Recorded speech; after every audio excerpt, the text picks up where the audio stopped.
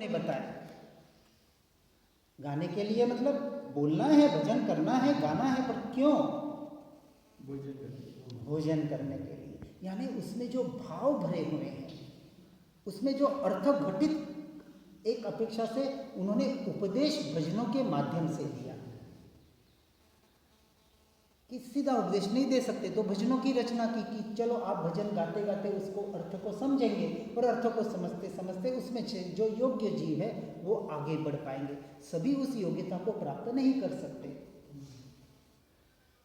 अब बहुत जने सुन रहे होंगे, अब आज हम 25-50 जने ही यहाँ क्यों हैं? क्योंकि हमने उसको सुनते सुनते हमको कुछ जागृति आई और हम आगे बढ़ना चाहते हैं। उस संसार से निवृत्ति लेके आज आप 8-10 दिन के लिए आए हैं तो कहीं ना कहीं आपको एक जिज्ञासा है कि हम उस तत्व को वास्तविक पाएं, उसका हम एक अनुभव करें, उसमें हम जीने का एक प्रयास करें। अब यहाँ 8 दिन दूसरे तो कोई काम है नहीं है, संकल्प विकल्प होते हैं लेकिन बहुत थोड़े होते हैं। सुबह साध्वी जी महाराज साहब का सत्संग होता है, फिर अपना होता है, फिर डॉक्टर साहब का होता है, तो कहीं ना कहीं हम इससे जुड़े हुए होते हैं। और ये जो होते हैं फिर थोड़ी बहुत चर्चा तो इसकी तो होती ही है ना, क्या सुना क्या नहीं सुना।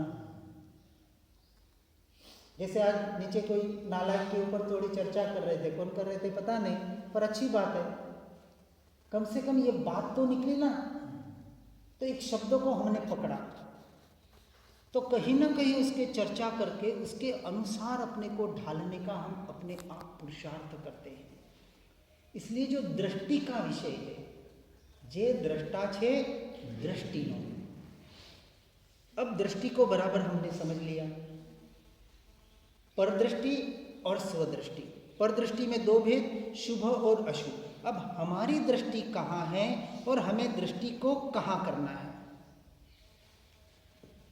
क्योंकि जो दृष्टि हो रही है, चाहे पर की हो चाहे स्व की हो, दोनों का परिणमन किसके द्वारा हो रहा है?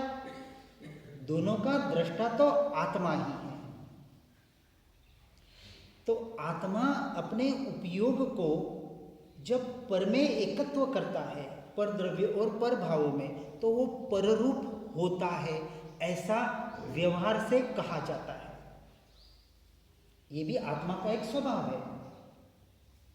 आत्मा की 47 शक्तियां बताई जाती है, उसमें एक शक्ति वैभाविक शक्ति बताया, यानी पररूप परिणमित होना, ये उसकी एक स्वयं की शक्ति है, क्योंकि पर को जानता है वो, और जब पर को जानता है, उसे मानता है, तो उस रूप अपने आप परिवर्तित होकर कर्म का बंध करता है। इसलिए कर्म बंध का कारण आत्मा ही है, वैभाविक शक्ति के कारण, क्योंकि विभाव में जाता है। तो आत्मा का जो स्वभाव बताया, स्वपर प्रकाशक, पर को भी जानता है और स्व को भी जानता है। जे दृष्टा छे दृष्टिनो, जे जाने छे रूप। अब अपन दूसरे इसको देखेंगे कि जो रूप को भी जानता है, ये सारे आत्मा के स्वभाव बताए, क्योंकि आगे बताया ये छे जीव स्वरूप, तो जीव का स्वरूप है ना दृष्टापना। दूसरा भाव आया ज्ञातापना, जे जाने छे रूप, जिसको हम ज्ञाता भाव कहते हैं। तो आत्मा रूप को जानने वाला है। तो अब जानता है और देखता है, ये दो जो गुण हुए, ये किसके हुए? किसके हुए? मेरे गुण हैं, क्योंकि मैं आत्मा। देखना और जानना ये मेरे गुण है और ये मेरी क्रिया है। किसकी क्रिया है? मेरी। मेरी यानी अब आत्मा की, क्योंकि मैं आत्मा हूं। तो देखना और जानना, ये जो दो बातें हैं, ये जो देखना जानना है, ये देखना आंखों वाला देखना नहीं है।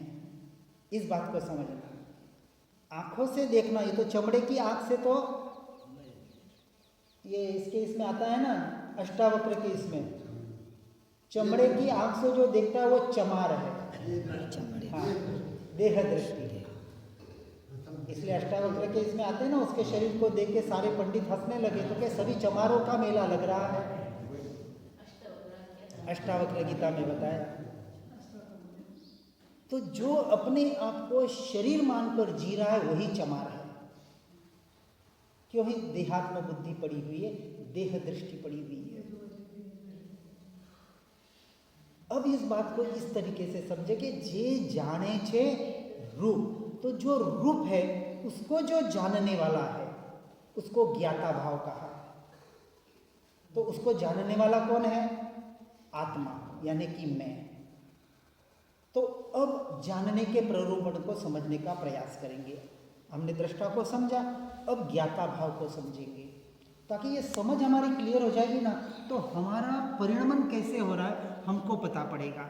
हमारी दृष्टि और जानने रूप ये जो सारा आत्मा की क्रिया हो रही है, तो पर की क्रिया को छोड़ के आत्मा की क्रिया हम कैसे कर सकते हैं? आत्मा की कोई क्रिया होती है? आत्मा अक्रिय है, अकर्ता है, फिर भी अपेक्षा से आत्मा की क्रिया होती है। नहीं, एक व्यवहार से आत्मा की क्रिया होगी,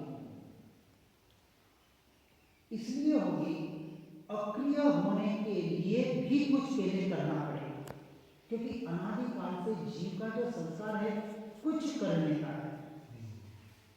तो कुछ करने का जो संस्कार है सिर्फ इतना ही कराया जाता है कि देह की क्रिया जो है, उस देह की क्रिया में हमने जो मैं और मेरापना कर रखा है, उसी को आत्मा की क्रिया में मैं और मेरापना कराने का हम पहले प्रयास करवाते हैं।